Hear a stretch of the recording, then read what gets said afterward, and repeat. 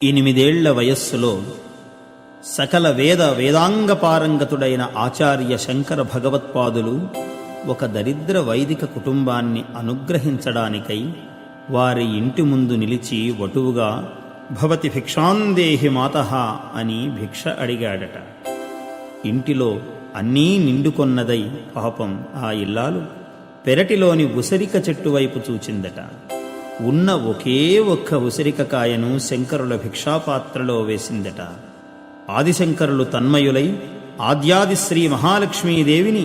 ఈ కనకధారాస్తవంతో ఆశువుగా స్తుతించారట. అంతే, బంగారు ఉసిరిక కాయలు ఇంటి నిండా ప్రవహించాయి. కనకధార ధారాపాతంగా ధారాళంగా వర్షించింది. ఇది విన్నందుకు మీ ఇంట కూడా కనకధారా ప్రవాహము కురియుగాక.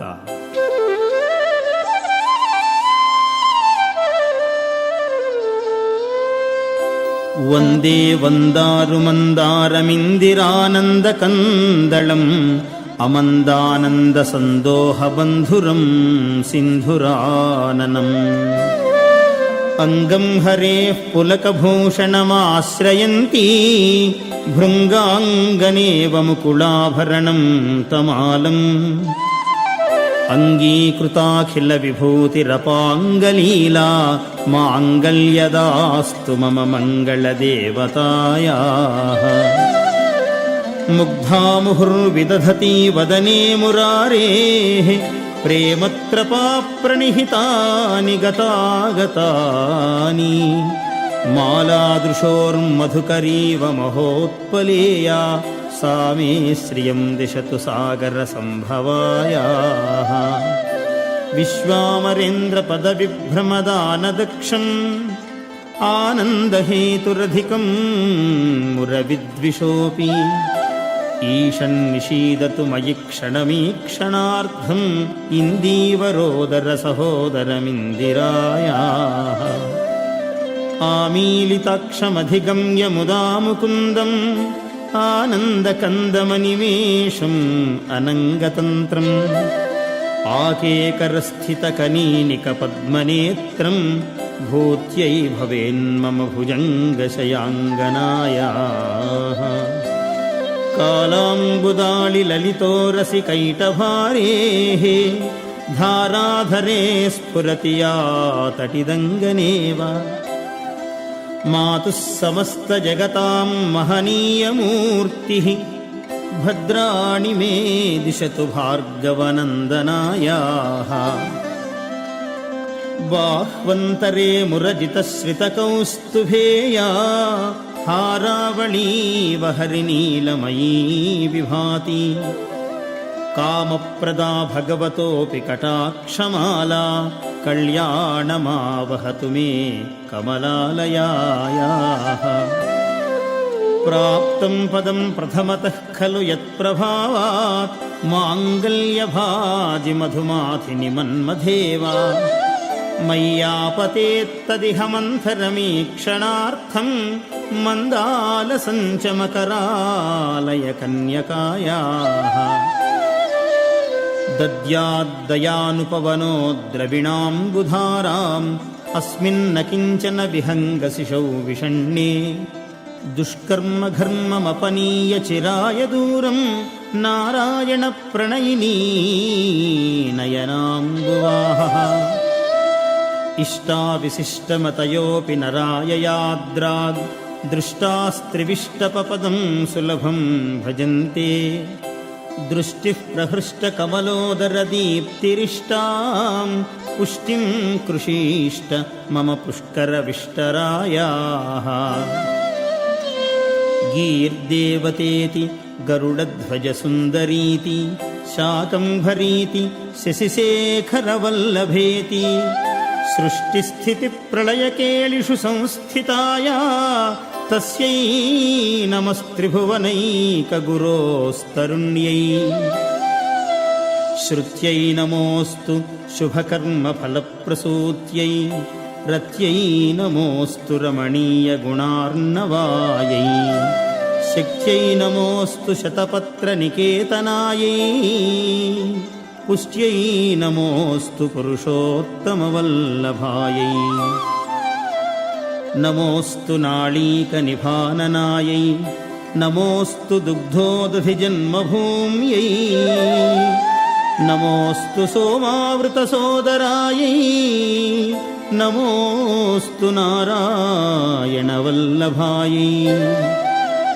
नमोऽस्तु हेमाम्बुजपीठिकायै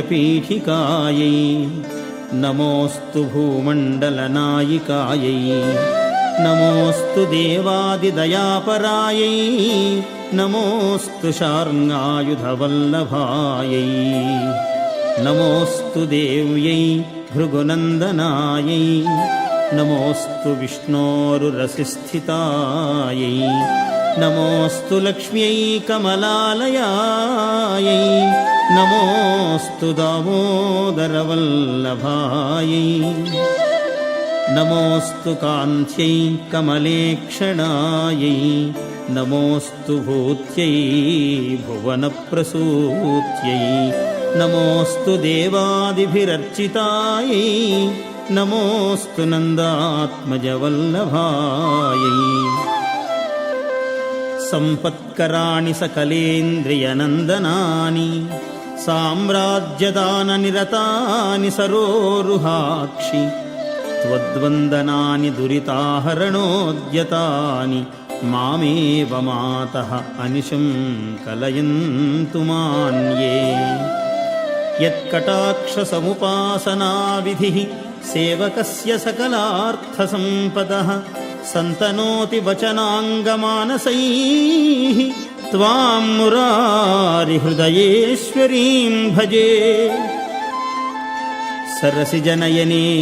सरोजहस्ते धवलतमांशुकगन्धमाल्यशोभे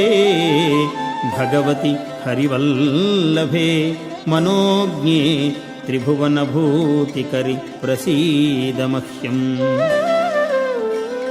दिग्हस्तिभिः कनककुम्भमुखावसृष्टस्वर्वाहिनी विमलचारुजलप्लुताङ्गीम् प्रातर्नमामि जगतां जननीमशेषलोकाधिनाथगृहिणीम् अमृताब्धिपुत्रीम् कमले कमलाक्षवल्लभे त्वं करुणापूरतरङ्गितैरपाङ्गैः अवलोकय माम् अकिञ्चनानां प्रथमं पात्रम् अकृत्रिमं दयायाः बिल्वाटवीमध्यलसत्सरोजे सहस्रपत्रे सुखसन्निविष्टाम् अष्टापदाम्भोरुहपाणिपद्मां सुवर्णवर्णां प्रणमामि लक्ष्मीम् कमलासनपाणिना ललाटे लिखिताम् अक्षरपङ्क्तिमस्य जन्तोः परिमार्जय मातरङ्घ्रिणाते धनिकद्वारनिवासदुःखदोग्ध्रीम्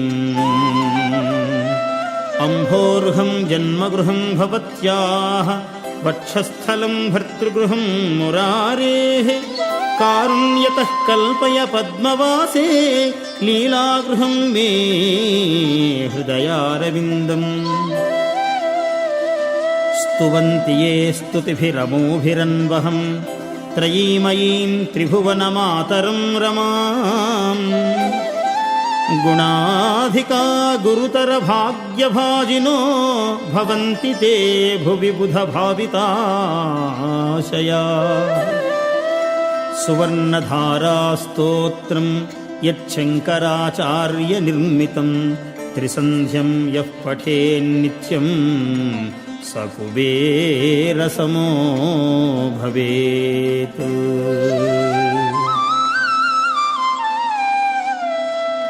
इति श्रीमच्छङ्करभगवत्कृतं कनकधारास्तोत्रं समाप्तम्।